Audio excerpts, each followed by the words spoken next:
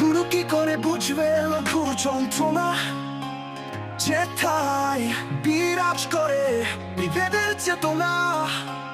জগৎ জুড়ে বড়ুর ছোট এই শোষণ, সেই আদি থেকে অদ্যাবধি অনুক্ষণ।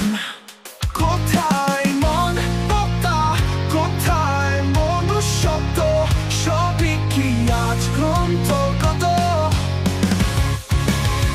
চাইতে হবে কেন আমার অধিকার?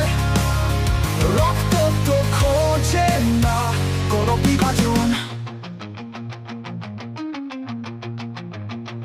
করুণার দৃষ্টি না হয় রক্ত চক্ষু, বধির হয় নির্লিপ্ত থাকা, না হয় বাকশক্তিহীন।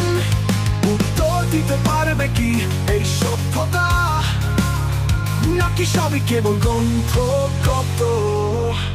নীরব আর্তনাদ খুঁজে বেড়ায় উত্তর, মেলে না কোথাও। কালের বিবর্তনে ইতিহাসে শুধু দীর্ঘশ্বাস।